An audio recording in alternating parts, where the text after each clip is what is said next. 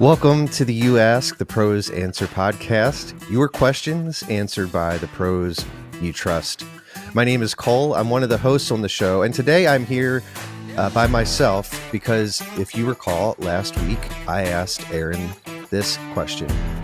Aaron, what is the Community Pro Pledge? You got to hear part one of that conversation last week, and if you missed it, I encourage you to go back and listen to episode 20. Well, today we are jumping right back in, and you will get to hear the conclusion of my interview with Aaron Rodgers. Go ahead and check it out. This is the You Ask, the Pros Answer podcast. Do you have questions about an upcoming exterior contracting project? We've got answers. Welcome to the You Ask, the Pros Answer podcast.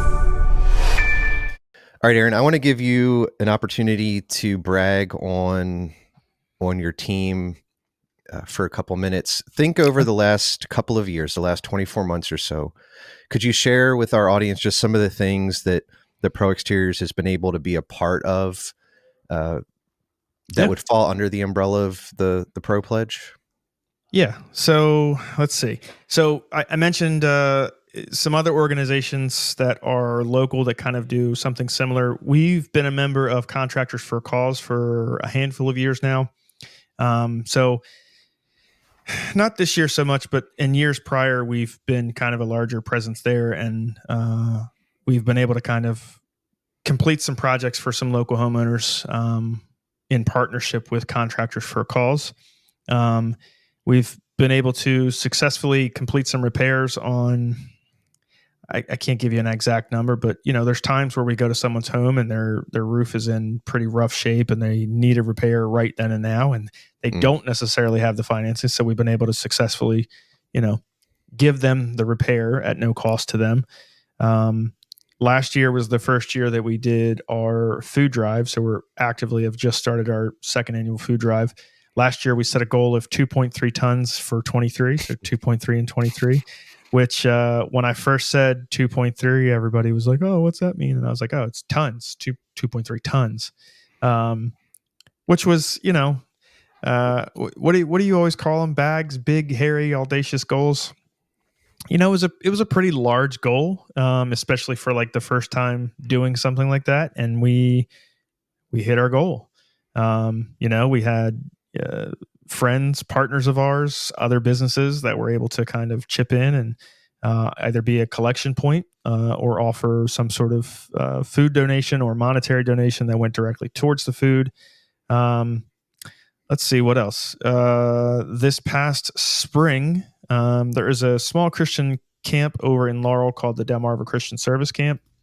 I was on site back in October of 2023 and saw firsthand the condition of one of their facilities there, and offered to step up and help. So through this spring, we were able to tear down the existing canteen building, like their kind of concession stand type building, and essentially rebuilt it from scratch. I mean, once we opened it up, we realized just how bad it was. So we were able to basically completely rebuild their canteen. We made it a little bit larger. We changed the roof line up so they actually have like an 8-foot by 20-foot porch. So if it's raining outside, they actually have some place to stand outside of the elements. We've done a couple other small projects on that facility there. Let's see what else. We had a chance to partner with the Food Bank of Delaware earlier in the year as well for their canjoneering event. So that was where we joined an existing campaign. It wasn't like we started it, but able to join in there. Yeah. And I've got one small project and one other like big, hairy, audacious project kind of in the background right now that I'm working through the details on. But the big one, I think if it all comes to fruition, which almost everything I set my mind to does, I think it'll be killer. Are you breaking news here? No, I don't want to break it yet because I don't want to jinx it. But it is definitely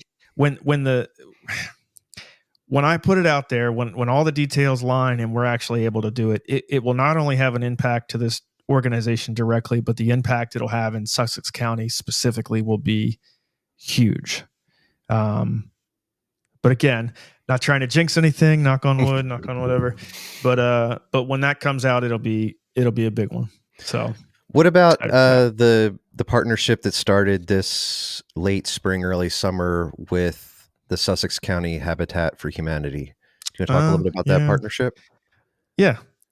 So I met with Lindsay Schultz at Habitat back in late spring, early summer, Hmm. and just sat down to see if there was a way that we could be, helpful. If there was a way that we could potentially do some roofs for them, and we sat down and through the process of talking to Lindsay, I was not aware, and I think probably a lot of people are not aware that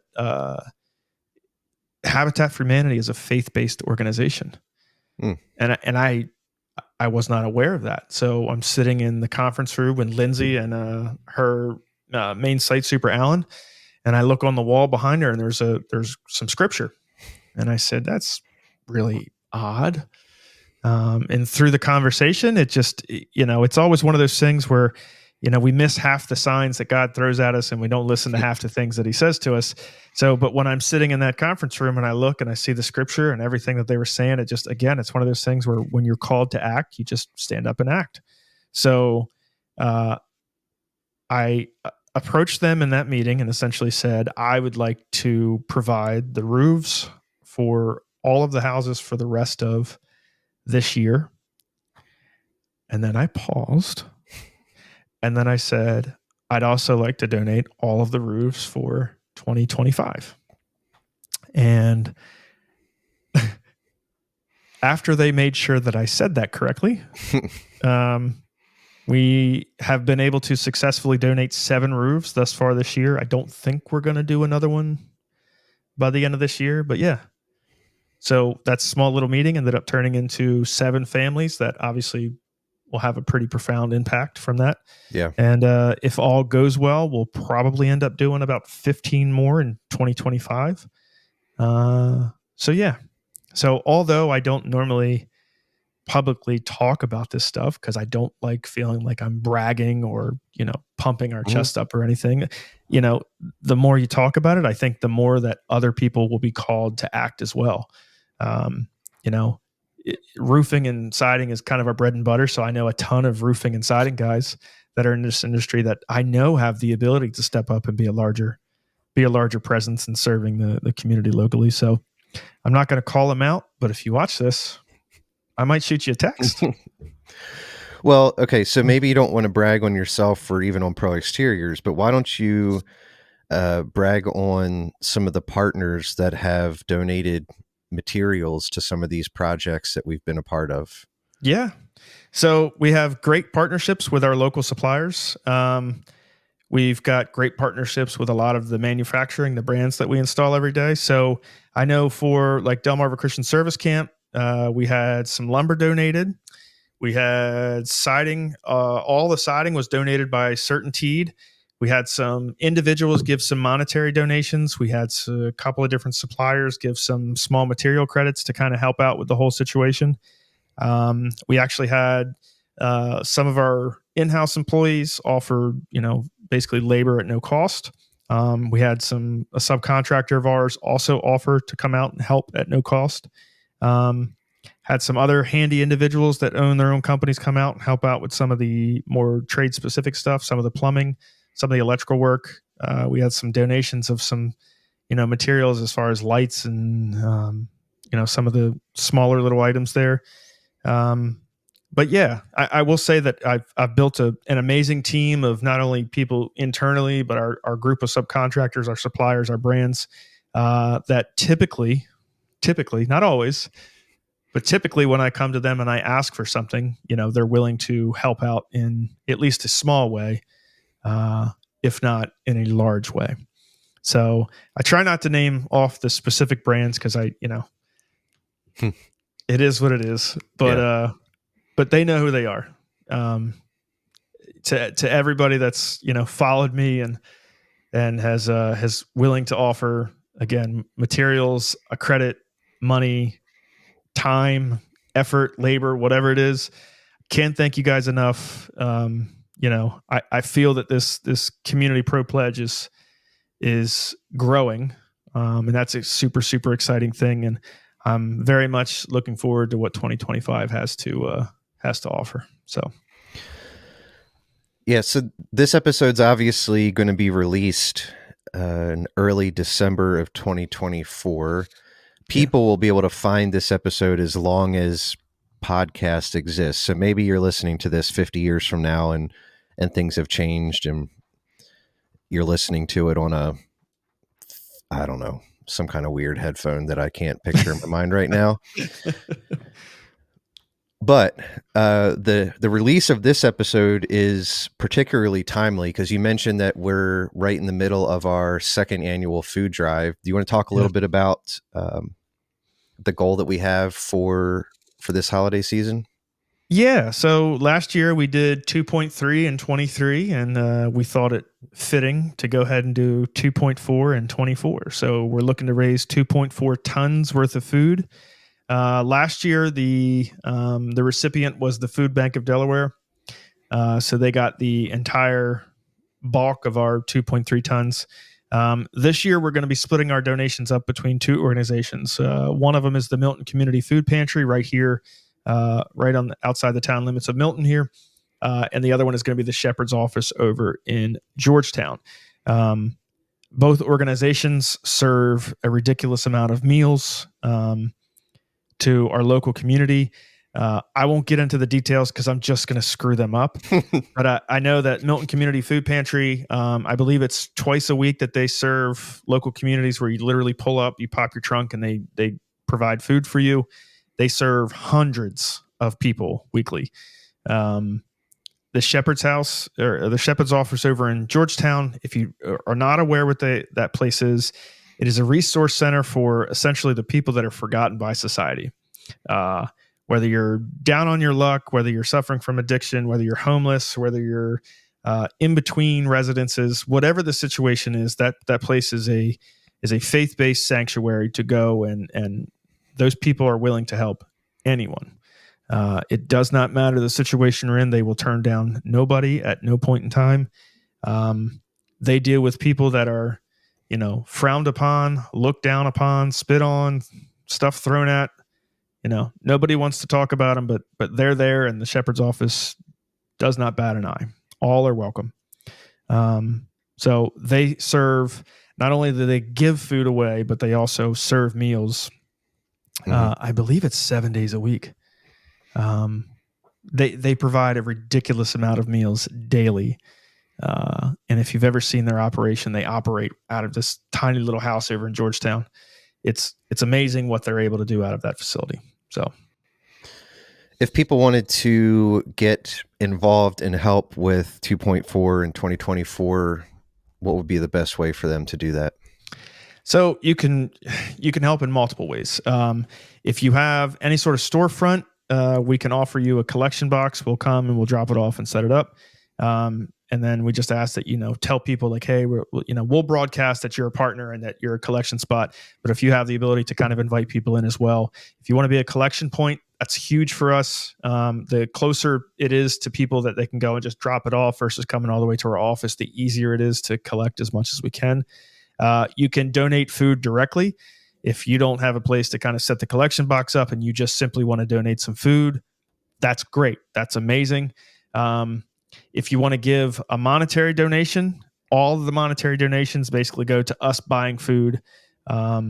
Last year, I think more than 50% of, actually, I want to say almost 70% of the food that we raised last year specifically came from monetary donations. There's not a single person that realizes how expensive food has gotten over the last handful of years. So it's not a cheap venture to purchase 2.4 tons worth of food. So everything helps. We've had somebody reach out and offer $500. We've had somebody reach out and offer $300. We had somebody reach out and offer $15. Again, everything counts. If it's $5, if it's $2, we don't care. At the end of the day, it all goes to hitting our goal. We give a pretty significant amount of time and effort towards this goal, and every little bit is huge. So yeah, I'll just interject that The web address for the Milton Community Food Pantry and the Shepherd's Office will be in the episode details for this episode. And Sweet. then if you want to learn more about 2.4 in 2024, you can go directly to our website, askproexteriors.com. There's a button on our homepage there, and it'll take you to a landing page that has all the ways you can get involved. So none of what you've discussed over the last 15, 20 minutes or so is free. I mean, yes, people can donate their time, but time is valuable. How is the Community Pro Pledge funded currently? So the majority of the projects that we take on are funded just internally. The company eats the cost, eats the time.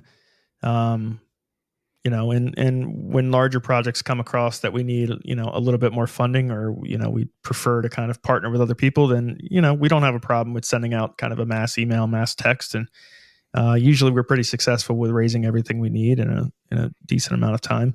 But, honestly, like I would love to open up the Community Pro Pledge to other companies. We'd love to have some community partners going in 2025. For people that are similar minded, have a servant's heart, and are willing to kind of make a bigger impact in the local community.